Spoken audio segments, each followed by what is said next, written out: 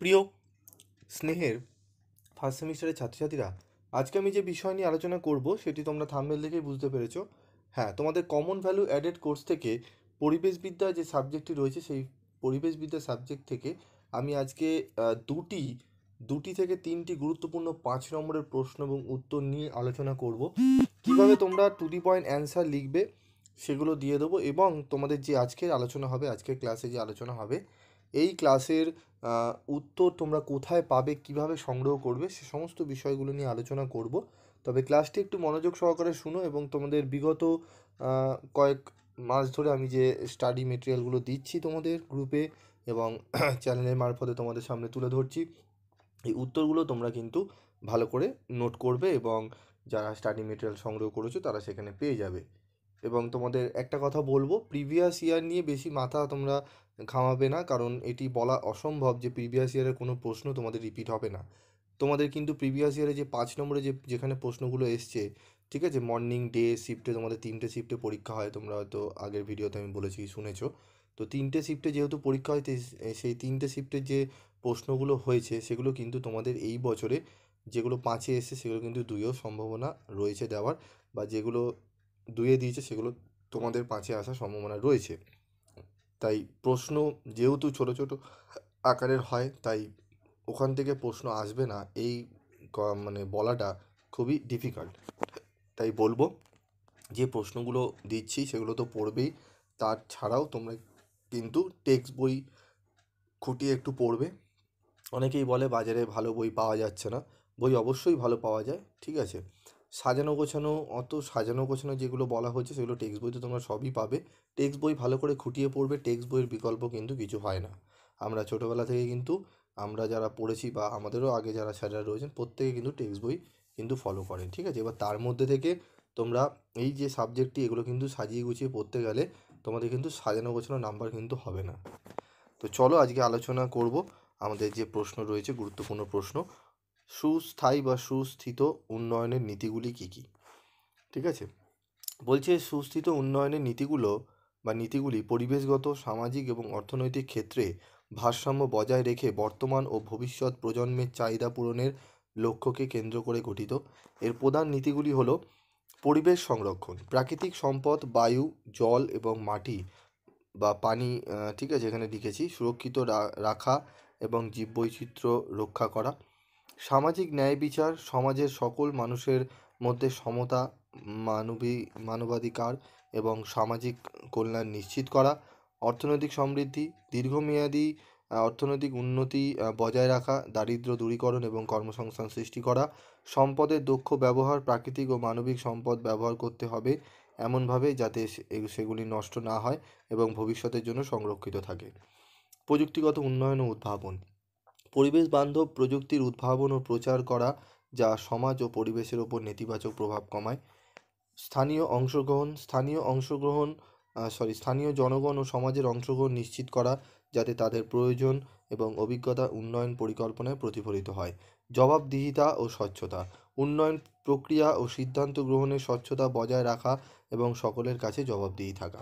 এই যে উত্তরগুলো দেখছো, এই প্রশ্নের উত্তর 3 রকম উত্তর আমার কাছে রয়েছে, ঠিক আছে। এইটা আমি এক্ষুনি দিচ্ছি, তোমরা পরেই কিছু জায়গায় হয়তো এগুলো দেখতে পারবে, অসুবিধার কিছু নেই। তোমরা এটা লিখতে পারো অন্য জায়গা থেকে পেলেও, আমার কোনো অসুবিধা নেই। আমার থেকে নিয়েও যদি তারা দেয়, কোনো অসুবিধা নেই। তো আমার উদ্দেশ্য হচ্ছে তোমরা যাতে সঠিকভাবে উত্তরগুলো পেয়ে তোমরা যেন লিখতে পারো, ঠিক আছে।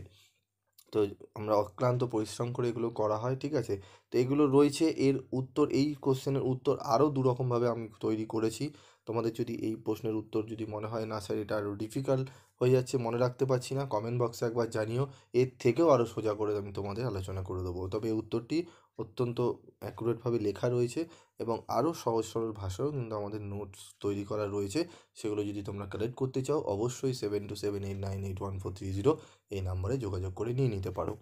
তারপর দেখো, এই নীতিগুলি বিশ্বব্যাপী বিভিন্ন ক্ষেত্রে সুস্থিত উন্নয়নের মূল ভিত্তি হিসাবে বিবেচিত হয়, ঠিক আছে। এবং তোমরা যে এই নোটসগুলো নিয়েছো, ঠিক আছে, অন্য অন্য জায়গা থেকে তোমরা তো নোটস হয়তো সংগ্রহ করেছো, একবার মিলিয়ে দেখবে কিন্তু কারোর নোটসের সঙ্গে আমার নোটস কিন্তু মিল তুমি খুব কমই খুঁজে পাবে। একটা দুটো হয়তো সেন্টেন্স হয়তো হতে পারে, সেটা হবে কেন, বই দেখে সব টিচাররাই করেন, সেখান থেকে হয়। তবে সাজানো গোছানো তোমাদের উত্তরের যে ডিটেলিংগুলো সেগুলো কিন্তু অনেকটাই আলাদা কিন্তু তোমরা পাবে।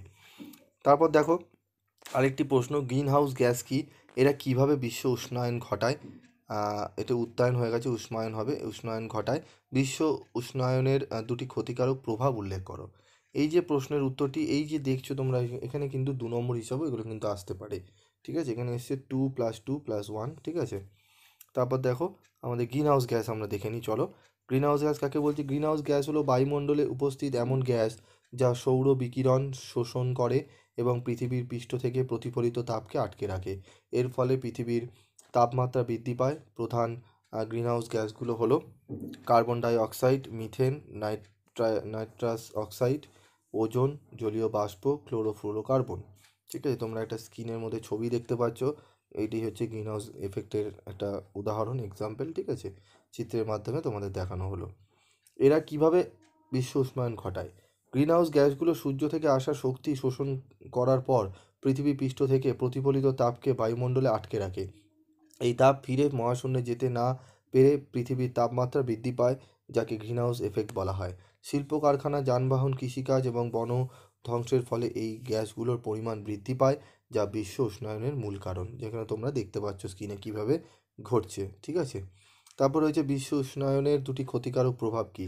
মেরু অঞ্চলের বরফ গলন, তাপমাত্রা বৃদ্ধির কারণে আর্কটিক এবং আন্টার্কটিকার বরফ দ্রুত গলে যাচ্ছে, যার ফলে সমুদ্রপৃষ্ঠের উচ্চতা বেড়ে উপকূলবর্তী অঞ্চল প্লাবিত হওয়ার ঝুঁকি বাড়ছে। জলবায়ুর পরিবর্তন ও প্রাকৃতিক দুর্যোগের বৃদ্ধি, বিশ্ব উষ্ণায়নের ফলে ঘূর্ণিঝড়, খরা এবং বন্যার মতো প্রাকৃতিক দুর্যোগের তীব্রতা ও ঘনত্ব বৃদ্ধি পাচ্ছে, যা ফসল হানি ও খাদ্য সংকট সৃষ্টি করতে পারে। ঠিক আছে, তো দেখলে একদম টু দি পয়েন্ট অ্যান্সার, তোমাদের দুটি 5 নম্বরের প্রশ্ন বললাম। তবে এগুলো কিন্তু তোমাদের 2 করেও কিন্তু আসতে পারে, তাই বলবো এই প্রশ্নগুলো অবশ্যই তোমরা ভালো করে রেডি করো।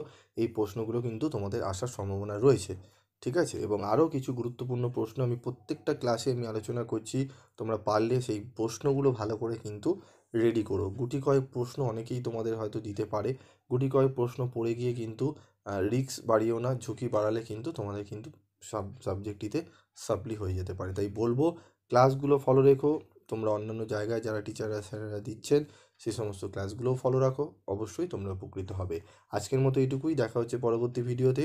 এবং তোমাদের আরেকটি কথা আমি বলতে ভুলে যাচ্ছিলাম, তোমাদের এই যে আলোচনা করলাম, এই সাবজেক্ট, এই যে আলোচনাটা হলো দুটো কোশ্চেনের, এই কোশ্চেনের উত্তরটা সম্পূর্ণ পিডিএফ নোটস তোমরা পেয়ে যাবে।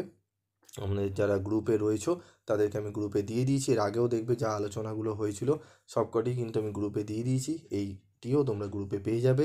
তাই বলবো গ্রুপে জয়েন্ট হয়ে তোমরা সেই পিডিএফগুলো কালেক্ট করে নিও। যারা স্টুডেন্ট রয়েছো তারাই গ্রুপে জয়েন করো, এবং যারা স্টুডেন্ট নও তারা গ্রুপে জয়েন করো না, কারণ এগুলি স্টুডেন্টের জন্যই তৈরি করা। আজকের মতো এইটুকুই।